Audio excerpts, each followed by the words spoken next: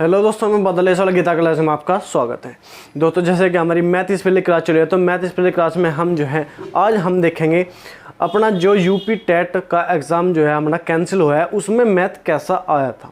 हमारी जो है क्लास कई दिन बाद हुई है, मेरी थोड़ी तबीयत ख़राब थी, थोड़ा एग्ज़ाम था इस वजह से, और हमारा जो यूपी टेट का जो एग्ज़ाम कैंसिल हुआ है उसमें जो है मैथ बहुत ही आसान आया था। उसी को देखेंगे कि कैसे कैसे क्वेश्चन हमारे आए थे, तो उन्हें देखने की कोशिश करेंगे और सिंपल तरीके से करेंगे कि जिससे हम आसानी से समझ सकें।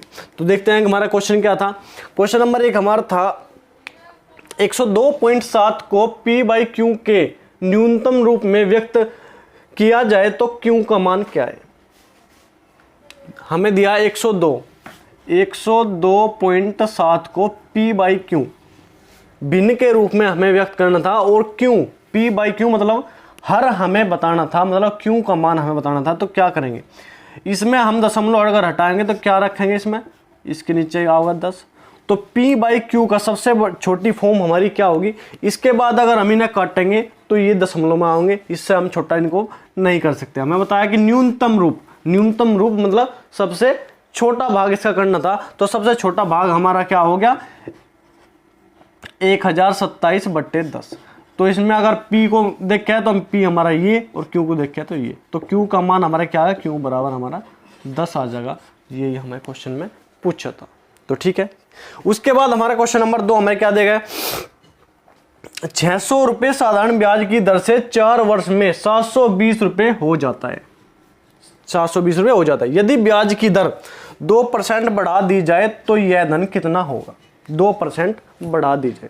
साधारण ब्याज, चक्रवृद्धि ब्याज, कोई सा भी हो, इसमें मैंने आपको बताया था कि जो परसेंटेज हमें दी गई है, दर हमें दी गई है, उसी से हमें क्वेश्चन को निकालना है। 2% का मतलब क्या है, 2% का मतलब है 2/100, मतलब 100 रुपये पर 2 रुपये का ब्याज, 100 रुपये पर 2 रुपये का ब्याज, 100 रुपये पर 2 रुपये का ब्याज है, ठीक है। हमें कहा गया कि 4 वर्ष में अगर हमें 2% वृद्धि करिए तो 4 वर्ष में कितना बढ़ेगा, गुणा कर दो 4, तो कितना बढ़ेगा 4 दूनी 8, तो 100 रुपये पर 8 रुपये की वृद्धि हमारी हो रही है 4 वर्ष में। हमें निकालना 600 रुपये पर, तो 600 रुपये पर कितनी वृद्धि होगी, ये कितना है 8 गुणा 6, तो 6 गुणा हो जाएगा 8 छंग 48, तो 48 रुपये की वृद्धि होगी हमारे जो है धन में। हमारा धन कितना था, हमारा धन कितना हो गया था 720, तो 720 प्लस 48 कितना हो गया 768 रुपये हमारा धन हो जाएगा। अगर हमारा जो है ब्याज की दर में 2% की वृद्धि कर दी जाए तो हमारा धन हो जाएगा 768 रुपये हो जाएगा। एक बार इसको और समझेंगे कैसे। 2% का मतलब है 2% की वृद्धि दर में हमें की गई, तो 2% का मतलब 100 रुपये पर 2 रुपये का ब्याज है। 2 रुपये का दर का मतलब है 100 रुपये पर 2 रुपये का ब्याज है, ठीक है। जब एक साल में, लेकिन उसने क्या कहा 4 वर्ष में, तो 4 वर्ष में 100 रुपये पर कितना होगा 2 गुणा 4 मतलब 8 रुपये। 100 रुपये पर 8 रुपये ब्याज है 4 वर्ष में। हमें निकालना 600 रुपये पर, तो 600 रुपये पर कितना होगा, 100 रुपये पर जब हमें 8 रुपये है तो 600 रुपये पर कितना होगा, धन हमारा कितना गुना होगा 6 गुना, तो हमारा जो है ब्याज भी 6 गुना होगा। 8 गुणा 6 बराबर 48 रुपये। जो हमारी वृद्धि 48 रुपये की हुई है वो किस पे होगी, जो हमारा जो है मिश्र धन है, मतलब जो हमारा 600 रुपये पर 4 वर्ष में जो धन हमारा 720 है उस पे वृद्धि होगी। 720 प्लस 48 768 रुपये हमारे जो है धन हो जाएगा, ठीक है। 2 ये क्वेश्चन हो गए। इसके बाद हम देखते हैं नेक्स्ट क्वेश्चन। क्वेश्चन नंबर 3 देखते हैं हमारा क्या है। क्वेश्चन नंबर 3 हमें कथन दिए गए हैं, असत्य कथन हमें ढूंढना है। क्वेश्चन नंबर 3 में हमें क्या दिया गया है, असत्य कथन हमें ढूंढना है।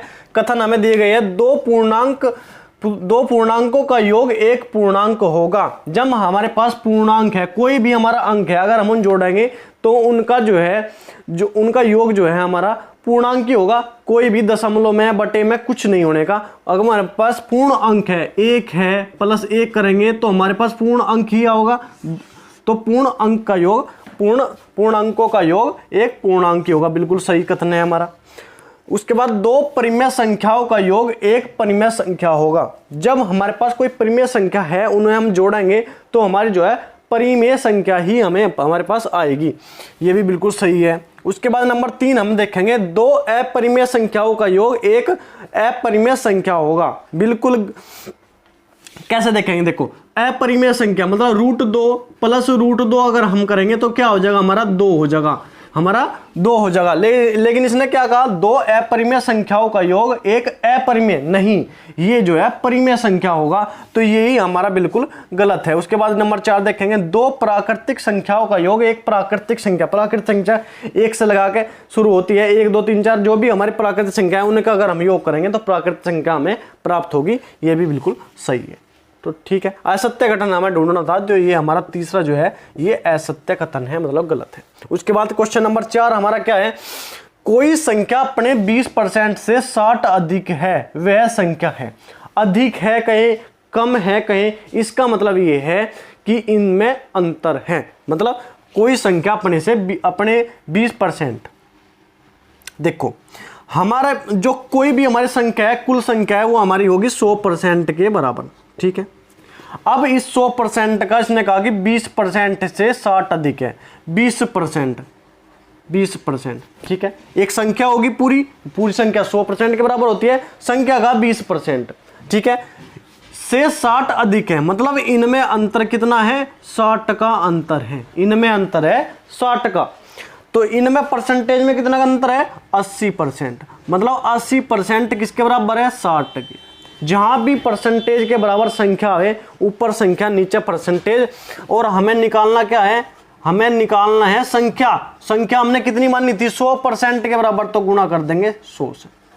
ऊपर संख्या नीचे परसेंटेज के बराबर संख्या मानी थी, तो ये हमारे गुणा कर देंगे 100 के, काट दो, 2 से काट दो 3 बार, 2 से काट दो 4 बार, 4 से काट दो 25 बार, तो 25 थी 75 जो है हमारी संख्या थी, जो हमारी संख्या थी वो क्या थी, 75 हमारी संख्या थी। एक बार और समझो, कोई संख्या, इसे हमें x से भी कर सके, लेकिन हम x से नहीं करेंगे, ऐसे समझने, परसेंटेज में समझने की कोशिश करेंगे। कोई संख्या अपने 20% से 60 अधिक है, वह संख्या क्या है।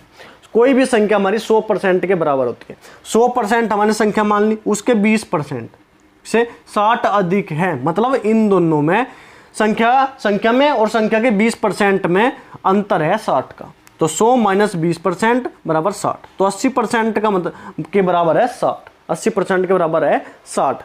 तो जहां भी परसेंटेज के बराबर जो है संख्या आवे, तो ऊपर संख्या नीचे परसेंटेज, हमें निकालना क्या है, जो निकालना है उसी से करेंगे गुणा। हमें निकालना क्या है, निकालना है हमें संख्या, तो संख्या हमने मानी थी 100% के बराबर, तो गुणा कर देंगे 100, 60/80 गुणा 100, हमारे क्या होगा, 75 जो है हमारी संख्या आ जाएगी।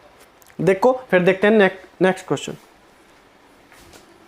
क्वेश्चन नंबर 5 हम देखते हैं हमारा क्या है। क्वेश्चन नंबर 5 हमें दिया गया है, संख्या 3070 के सर्वाधिक निकट 17 से पूरी तरह विभाजित होने वाली प्राकृतिक संख्या में ज्ञात करनी है।